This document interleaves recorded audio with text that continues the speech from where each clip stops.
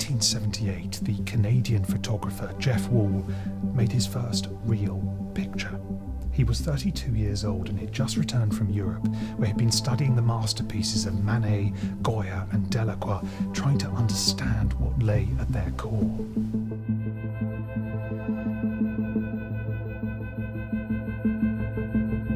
He had noted how the old masters used light to highlight certain motifs, how they drew the eyes in certain directions, and how they never ceased to push and stretch their chosen medium to its limits. And he became determined to do just the same.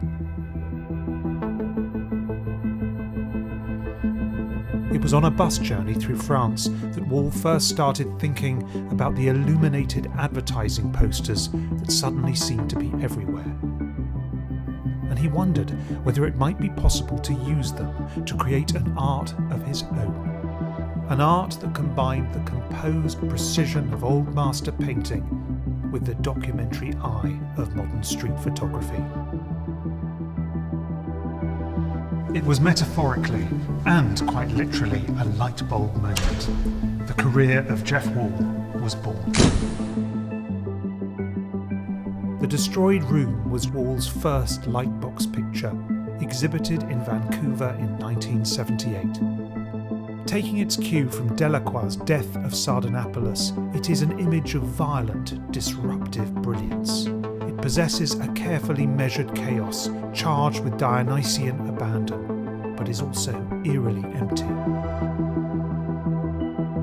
Wall spent the next 30 years creating other lightbox pictures, drawing on the culture around him, the language of photography, advertising, and cinema. Strange yet familiar, quotidian yet beguiling, these incandescent images, backlit tableaux, weren't like anything the art world had seen before.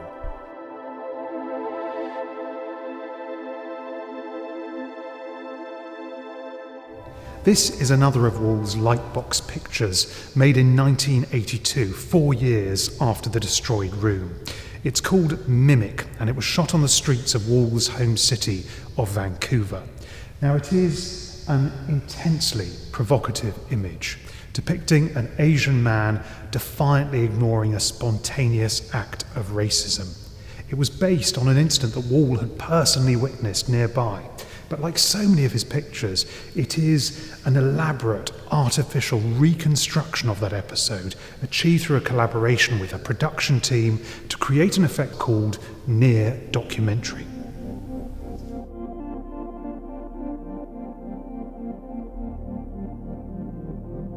Jeff Wall once said, "Nothing in my pictures is fake. Everything you see happening is happening." But that phrase may need some unpacking. Over the last 20 years or so, visual culture has changed beyond recognition. We are now more dependent than ever on our smartphones to capture and document every detail of our day-to-day lives. But what Wall does is capture those everyday events that in many cases did happen, and then expand them, elevate them, and refine them into great works of art. And it's that fine line between truth and fiction, life and art, that makes his works so perpetually gripping. This picture has always given me pause for thought, leaving an unanswerable question hanging. Who is the actual mimic? Is it the white man mocking his Asian counterpart, or the artist recreating the original event? Reproduction, recreation, reenactment. These themes run through much of Wall's work. Early pieces respond to the art he saw on his trips to Europe. Paintings by Poussin, Ingres, and Manet. In later years, Wall has drawn on the writings of Ralph Ellison, Yukio Mishima, and the Catalonian novelist Juan Marcet. Wall has likened these homages to Hollywood remakes of cinematic classics.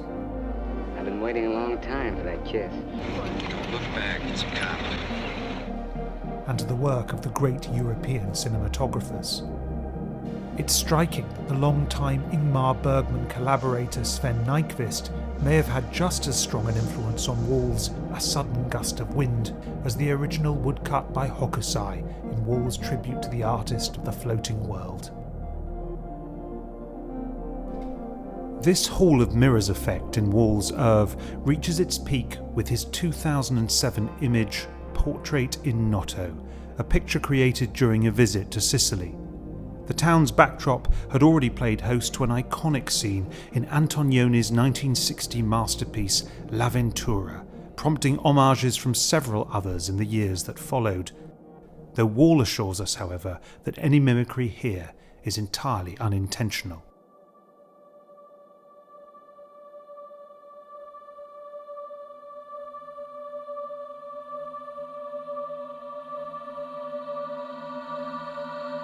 This lightbox picture from the 1990s is much smaller than many comparable works, but it is nevertheless called The Giant.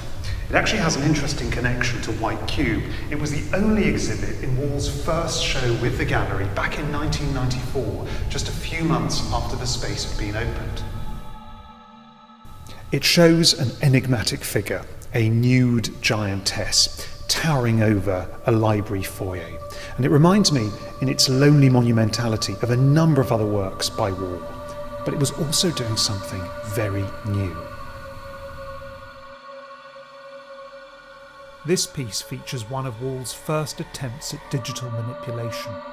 Using Photoshop, still relatively new at the time, he was able to doctor and refine images with uncanny precision.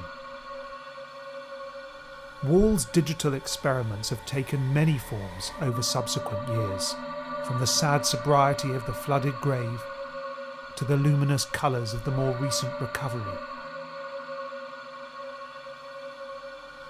One of the most striking of these new works is Boy Falls from Tree. Wall wanted to conjure up a painful childhood memory, a kind shared by many.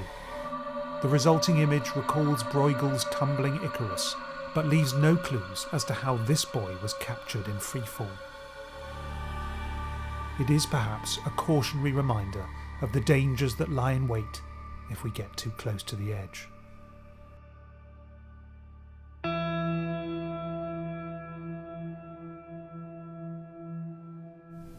The principles of gravity pervade Wall's work, returning over and over again. And I'm sure I'm not the first person to draw a connection between that boy falling out of the tree and this girl lying stubbornly on the pavement. This piece, called Parent-Child, shows a father and a daughter who are played by actors. They are surrounded by a group of bystanders who, by contrast, weren't involved in the production, but just happened to chance upon the scene. This adds yet another layer of complexity to an already complex image, the bemused face of reality finding itself in a fiction which itself is posing as reality. But despite these lingering questions around art and life, truth and fiction, this picture is ultimately underpinned by an ineluctable law of physics. What goes up must come down.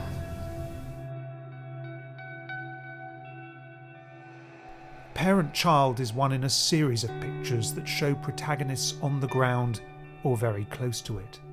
These images seem to explore mankind's desire to escape the tug of gravity, only to be reminded again and again of the futility of that ambition. And while there are some, like Weightlifter, that offer hope of transcendence, others are less optimistic.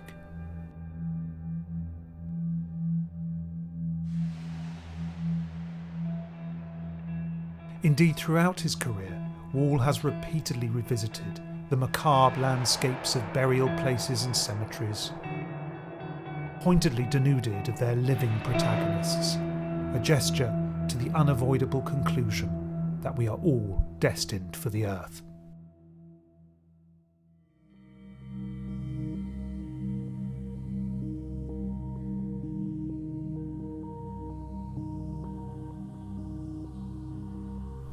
It's almost 20 years now since Jeff Wall produced his last lightbox.